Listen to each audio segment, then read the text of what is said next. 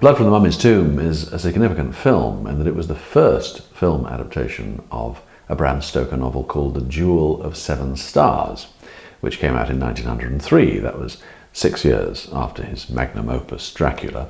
And in The Jewel of Seven Stars, he turned his attention to Egyptology. Scholars have theorised that Bram Stoker spent maybe 10 years developing Dracula as a novel.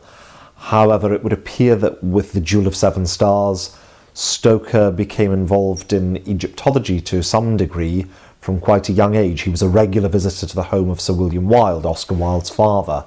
Stoker regularly visited and looked at his Egyptian collection, which Sir William Wilde had collected whilst he was out in Egypt himself. Obviously, Stoker is most famous for writing Dracula, but The Jewel of Seven Stars is his Egyptological epic about the supposed reincarnation of the terrifying Egyptian queen Tera, the Queen of Darkness. What's interesting about it, about the novel, is that it doesn't feature a walking mummy, which is what all of Hammer's mummy films and all of Universal's mummy films and all mummy films ever have been up until that point. They don't have a shambling walking mummy. The crucial narrative difference is that there isn't a mummy going around doing all the killings. It is a strange mystical force. It's very strange, given the potential scope of The Jewel of Seven Stars, how Stoker actually creates a very claustrophobic novel which is set in only a small handful of interiors, chiefly based around London until the finale, which is set in Cornwall. Mostly The Jewel of Seven Stars is stories being told about what happened in Egypt, rather than actually being experienced by the characters. And this is something that I suppose lends itself quite usefully to cinematic or television portrayals. It was the first film adaptation of The Jewel of Seven Stars, but it wasn't actually the first screen adaptation. Because, intriguingly, where Hammer started shooting their version in January 1971, as recently as February 1970, a Thames TV anthology series called Mystery and Imagination had done their own version. Why should I be afraid? Because I want to see you die. By the early 1970s, a lot of Hammer's former producers had long since flown the coop, and the door was now open to independent producers.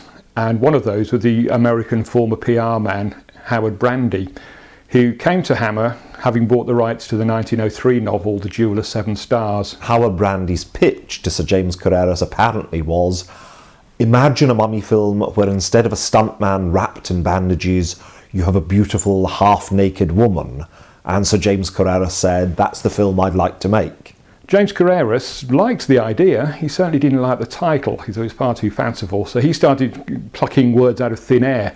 Blood, mummy, tomb, anything that he thought sounded like it could be a good Hammer title.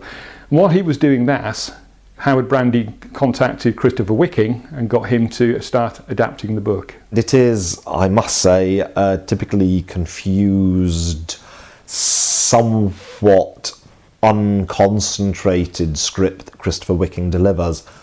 There is initial concern about this, however that concern dissipates when Seth Holt, the director, comes on board. Hammer originally approached Don Sharp and Gordon Hessler with a view to directing the film. Neither of them were particularly interested, and the role eventually went to Seth Holt, who'd worked with the company before on films like Taste of Fear and The Nanny. Well, there were two important encounters on Monsieur Lecoq, which was a film that was never seen, never saw the light of day, sadly, but directed by a man called Seth Holt. And when I was doing Monsieur Lecoq, I never knew that one day I'd be his leading lady. For the central double role of Margaret Fuchs and Queen Tera, originally Howard Brandy and Seth Holt had wanted the RSC actress Deborah Grant to play the role. James Carreras wasn't that impressed with the decision and insisted that they cast Valerie Leon. When you asked me about Sir James, I can't really tell you too much because I didn't get that close to him. I mean, he obviously, thought I had something because I believe he really wanted me to have the part, but I never knew that at the time. I had no idea. Valerie Leon had been noted since 1969 as the star of a series of television advertisements for High Karate Gentleman's Aftershave and had amazing statuesque qualities that were just perfect for the role of this malevolent Egyptian queen. She'd also appeared, slightly more upmarket perhaps, in a series of Carry-On films, and is one of the few, possibly the only actor to appear in the Holy Trinity of British cinema. She'd appeared in Carry-On, she appeared for Hammer, and she was a Bond girl, twice in fact, once in Spy Who Loved Me, and once unofficially in Never Say Never Again. For Blood from the Mummy's Tomb, I do remember going for a screen test, and I'd learnt the dialogue in one way, and I do think they wanted to change it, which I'm not very good at doing things on the spur of the moment. But so I did have a screen test for Blood from the Mummy's Tomb. I didn't know that somebody else was in line for the part that I eventually got.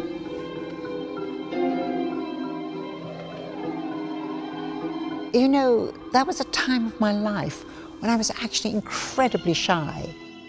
You know how everybody congregates in the bar at lunchtime and meets up and you have drinks and have fun and laughter. I used to take sandwiches every day to the studio, and at lunchtime I would hole up in my dressing room, eating my sandwiches, looking at the lines for the afternoon. I mean, people might have thought I was stuck up, but actually, because I was tall and sort of a bit aloof, but really it hid enormous shyness. Valerie Leon has a nudity double for when she gets out of bed, which seems reasonable. And she also has a double, obviously, for the scenes where she is involved with the supine terror in her casket. She can hardly have played both in the same shot. That all seems fair enough. But also, when Margaret runs off to a cottage in the country at dead of night, Valerie Leon even has a running double. There's a rather obvious double for her there too, not terribly well disguised.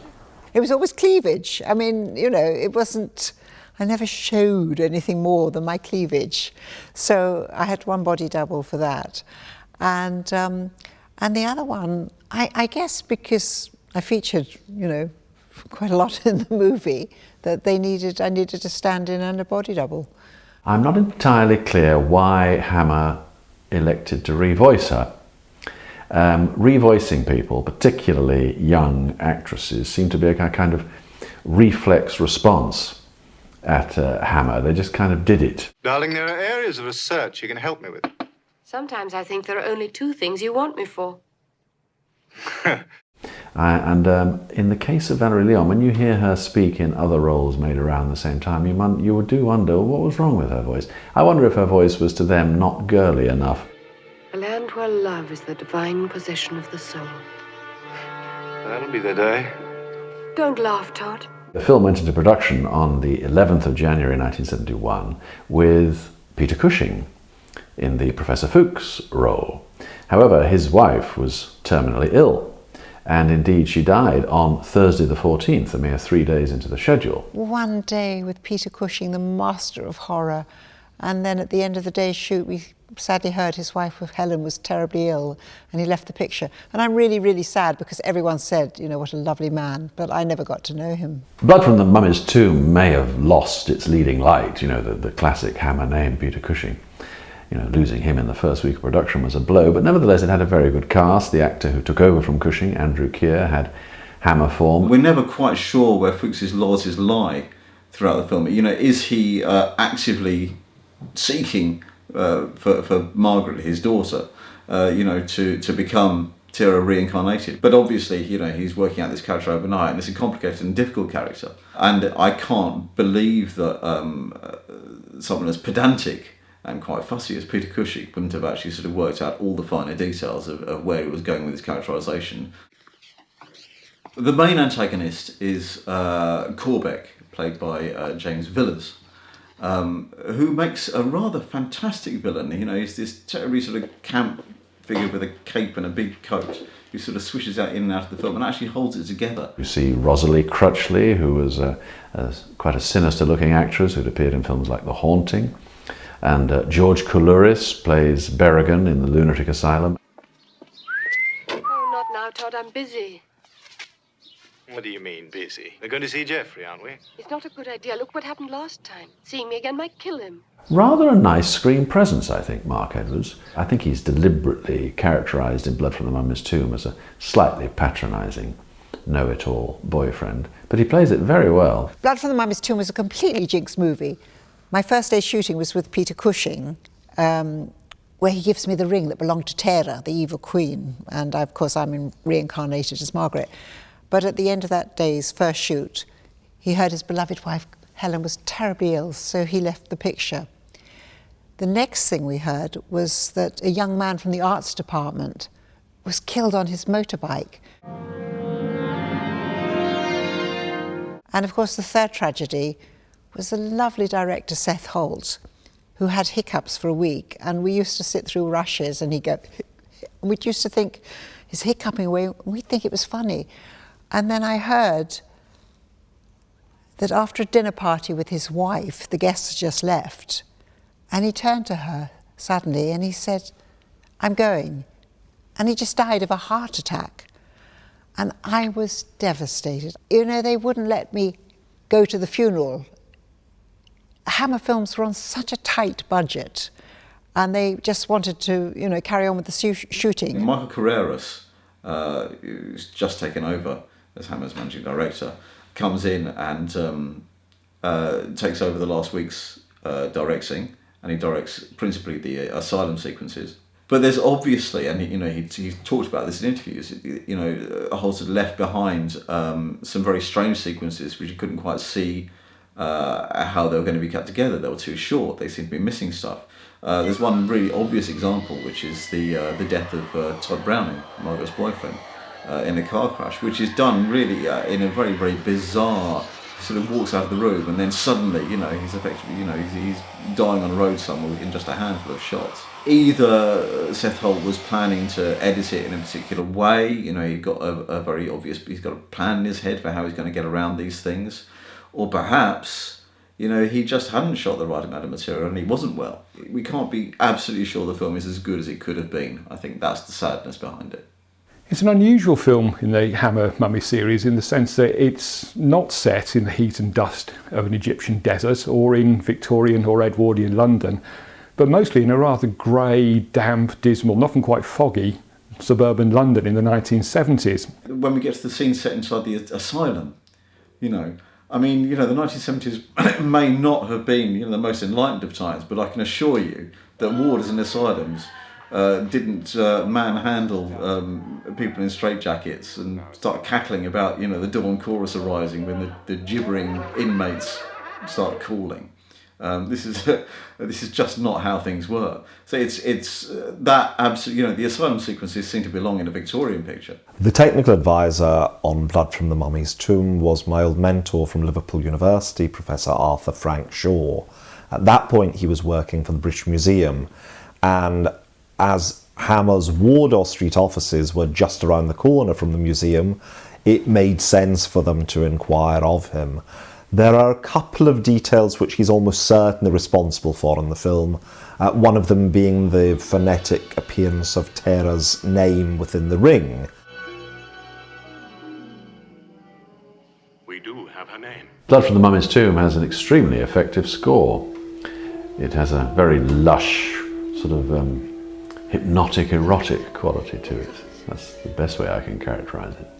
And it was by Tristram Carey, who was an Australian composer, a pioneer in electronic music. In fact, he had scored the very first Dalek serial for Doctor Who, approximately 8 years before this. And he had also scored Quatermass and the Pit for Hammer in 1967. So there was a Hammer connection for Tristram Carey already, but I'm inclined to think that the Hammer connection actually is irrelevant. The real connection for Tristram Carey was Seth Holt, who had been an editor at Ealing Studios in the 50s and had edited The Ladykillers. And The Ladykillers, curious enough, was Tristram Carey's first feature film assignment.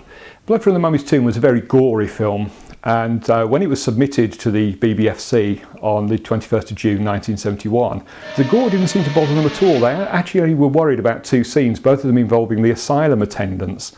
There was a sequence of the asylum attendants pushing a patient into a cell, which they didn't like, and they were particularly bothered about the scene where they then go on to torment and beat Berrigan in his cell. Now, no more of your screaming, okay? Because no one's going to take a blind bit of notice. Blood from the Mummy's Tomb got a rather prestigious premiere when it opened the British Film Institute's retrospective season on Hammer films at the National Film Theatre on London's South Bank. Well, I do remember, I have seen pictures of myself at that premiere of Blood from the Mummy's Tomb at the National Film Theatre, and now when I look at those pictures I think, what was I wearing? It was quite awful. This was the first time that Hammer had this kind of accolade, some kind of respectable recognition from the British Film Institute. It inferred respectability, and it inferred that maybe they were being accepted now by the mainstream. Michael Carreras was particularly pleased with the way it turned out, noting that the Hammer horror is becoming an intellectual topic of conversation among students. Almost overnight, we seem to have become cultural. I think Blood from the Mummy's Tomb is probably one of the most important mummy films that Hammer produces. The first proper version, first proper screen version of The Jewel of Seven Stars, which is an important book within mummy fiction. And although the book has been readapted many times, and indeed Blood from the Mummy's Tomb essentially has been remade many times, all of the other versions pale into insignificance next to Blood from the Mummy's Tomb. It's actually a rather well-made film, despite all the horrendous problems they had getting there. It actually turned out really rather well. And the final shot, those eyes peering out from behind the bandages, does suggest there's at least one more story to tell. Sadly, it didn't happen, and this was the end of the road for the Hammer mummy films. Blood from the Mummy's Tomb was a valiant effort, and I think in many respects a successful one, to mix things up a bit where the mummy subgenre was concerned. I think people were tired of seeing a male mummy basically picking people off one by one. Blood from the Mummy's Tomb offered something different. But what you call the truth is lies. For your sake. That's what he said. You're both trying to use me, but you don't care about what might happen to me. I think Valerie Leon is absolutely brilliant in this film.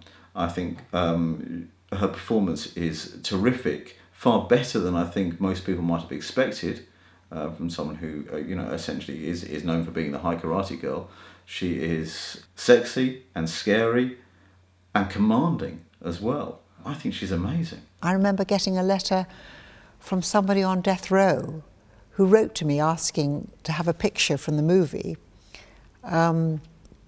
because he said it would help ease his journey into the next life.